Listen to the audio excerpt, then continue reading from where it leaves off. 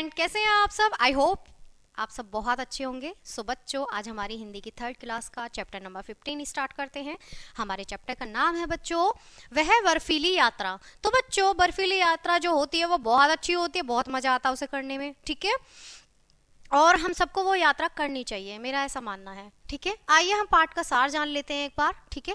प्रस्तुत पाठ में दो सगे एक छोटे भाई बहन की बर्फीली एवं साहसिक यात्रा के बारे में बताया गया है। अपने दृढ़ इच्छा शक्ति के बल पर प्रकृति की तूफानी थपेड़ों से टकराते हुए दोनों नन्हे पर्वतरोही अपनी अनोखी यात्रा पर बढ़ते रहे हैं। इसके लिए उन्हें वीरता का राष्ट्रीय पुरस्कार मिला है। आइए इसकी दृढ़ शक्ति, इच्छा शक्ति को जाने हम। तो बच्चों, इस पाठ में दो छोटे बहन भाई हैं जिन्होंने बर्फीली यात्रा करी है और उनकी इतनी दृढ़ इच्छा शक्ति से देखकर उन्हें राष्ट्रीय पुरस्कार मिला है, ठीक है। अच्छे काम करते हैं तो हमें पुरस्कार भी मिलता है। आइए एक बार इस कहानी को अच्छे से पढ़ लेते हैं बच्चों। संगीता एक छोटी थी, ठीक है, वो बहुत छोटी थी। संगीता केवल 7 वर्ष की और उसे कुछ ही बड़ा था उसका भाई रुपेंद्र, जिसका नाम क्या था बच्चों? रुपेंद्र, ठीक है। जो संगीता थी वो 7 साल की थी, बहुत छोटी थी और उससे थोड़ा सा ही अब 1 साल का बड़ा होगा, ठीक है। तो क्या था? उसका भाई था रुपेंद्र, ठीक है। वे हिमाचल प्रदेश के कुल्लू जिले में रहते थे, जहां से रोहतांग दर्रा ज्यादा दूर नहीं था। 13,000 फीट पर रोहतांग दर्रा बर्फ से ढका हुआ, जहां बर्फीला आंधियां चलती थी। बड़े बड़े साहसियों और सूरमा भी उधर जाने से घबराते थे। सभी लोग कहते रोहतांग दर्रा खतरनाक है। वहां पर संगीता और रुपेंद्र दर्रा पर रोज खेलने जाते और जमीन पर पड़ी बर्फ को उठाकर गेंद की शक्ल में एक दूसरे पर फेंकते थे और सब उनकी मीठी खिलखिलाहटें बिखर जाती। यह उनका रोज का प्रिय खेल था। तो बच्चों, जो संगीता थी और रुपेंद्र थे, दोनों का फेवरेट खेल था, बहुत पसंदीदा खेल था कि बर्फ का गोला बनाकर बॉल की तरह एक दूसरे पर फेंकना, ठीक है। एक दिन संगीता बोली, भैया क्या हम रोहतांग दर्रा पार कर सकते हैं? तो देखो बच्चों, एक दिन संगीता के मन में ख्याल आया कि क्या हम रोहतांग दर्रा पार कर सकते हैं। बच्चों, कुल्लू मनाली जो है वहाँ उससे थोड़ा सा आगे जाके रोहतांग पड़ता है, जहाँ पर बहुत ज़्यादा बर्फ पड़ती है। ऐसा माना जाता है कि वहाँ पर जाना खतरे से खाली नहीं है। लेकिन संगीता जो थी, छोटी बच्ची थी और उसने अपने मन को इतना दृढ़ कर लिया कि उसका मन में आया कि क्या हम इसको पार कर सकते हैं, ठीक है। तो आइए आगे बढ़ते हैं। रुपेंद्र के चेहरे पर आश्चर्य का भाव था। बोला, बड़े बड़े हिम्मती स्टैंडिंग वाले तो हिम्मत नहीं कर पाए और हम मालूम है कितनी मुश्किलें आएंगी, हम तो बर्फ में दब ही जाएंगे। तो उसका जो भाई था उसको लगा कि हम इतने छोटे हैं कि हम तो बर्फ में ढक ही जाएंगे, दब जाएंगे, ठीक है, तो वहां जाना सही नहीं है। पर संगीता की निराशा बड़ा भाई रुपेंद्र सबसे बगैर न रह पाया। वह बोला, जो तुम क्या चाहती हो, तुम रोहतांग दर्रा पार करें, पर रास्ते में जो मुश्किलें आएंगी क्या उन्हें बर्दाश्त कर पाओगी? रोगी तो नहीं? उसके भाई ने बोला संगीता के कि हम, ठीक है, तुम परेशान मत हो, उदास मत हो, हम पार करते हैं, दर्रा पार करते हैं। तो क्या तुम इस चीज के लिए तैयार हो? रोगी तो नहीं? कभी पता चले कि बीच रास्ते में ही तुम रोने लगो, ठीक है।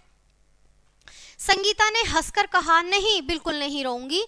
तो अब चलें? तो दोनों ने सोचा कि अब हम चलते हैं। अगर हम दोनों का दृढ़ निश्चय हो चुका है, हमने एक फैसला कर लिया है, तो हम अच्छे से जाएंगे, ठीक है। यहाँ पर देखिए एक चित्र दिया गया है बच्चों, छोटे बहन भाइयों का, और वो क्या कर रहे हैं? बर्फ में अपना जहां उन्होंने चुना के हमें दर्रा पार करना है वो पार कर रहे हैं, ठीक है। ऐसे ही शुरू हुई एक अनोखी पर्वतारोहण यात्रा, ऐसी यात्रा जिसमें दो छोटे छोटे बच्चों की प्रकृति भीषण रूप से टक्कर लेते हुए अपनी हिम्मत और बहादुरी की विजय पताका फहरानी थी। दोनों बर्फ पर फिसलने का खेल खेलते हुए हंसते खेलते चल पड़े। कुछ मील तक तो पता ही नहीं चला, लेकिन क्योंकि यहाँ तक तो वो वैसे ही घूमने चले आते थे, उछलते कूदते हंसते खिलखिलाते हुए बर्फ के खेल खेलते थे। लेकिन जैसे जैसे आगे बढ़े उनके धैर्य की परीक्षा शुरू हो गई।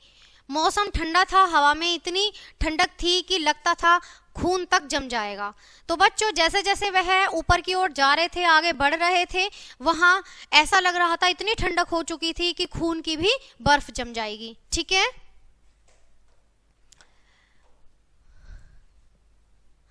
होते होते वे रोहतांग दर्रे के एकदम बीच में आ पहुंचे। सब और बर्फ ही बर्फ, मानो पूरी दुनिया बर्फ में समा गई हो। बीच बीच में तेज हवाएं और आंधियां चलती तो दोनों को लगता कि वे तिनके की तरह इस आंधी में उड़ जाएंगे। देखो बच्चों, जब वो चल रहे थे, दौड़ रहे थे, उस पर बर्फ पर जा रहे थे, तो उन्हें कहीं ना कहीं उनके मन में ये भी था कि हम आंधी, थोड़ी सी भी अगर आंधी आई, थोड़ा सा भी बर्फ की हवा चली तो हम लोग क्या होगा, दब जाएंगे, उड़ जाएंगे, ठीक है, और फिर कभी वापस नहीं लौट पाएंगे। प्रकृति के तूफानी थेपड़ों से टकराते हुए दोनों नन्हे पर्वतरोही अपनी अनोखी यात्रा पर बढ़ते रहे। आखिर वह दिन भी आया जब अपनी खतरों से भरी यात्रा पूरी करके वे रोहतांग दर्रे के बाहर आए।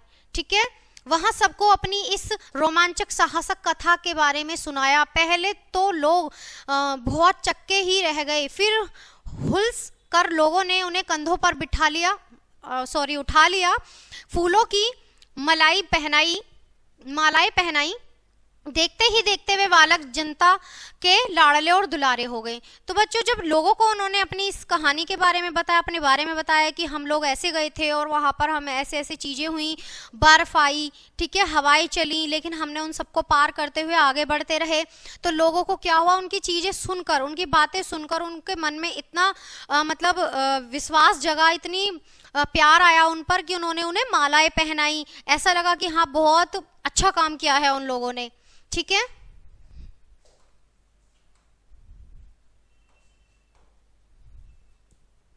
उनकी यह है साहसिक कथा दूर दूर तक फैली और फिर उन्हें वीरता का राष्ट्रीय पुरस्कार मिला।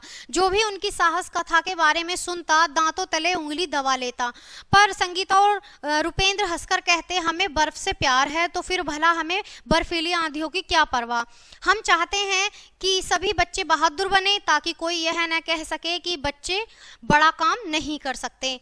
तो देखा बच्चों आपने कि संगीता और रुपेंद्र का कहना था कि सभी बच्चे हम चाहते हैं हमारी तरह बहादुर बने और कोई ये ना कह सके कि बच्चों के बस की बड़ा काम करना नहीं है।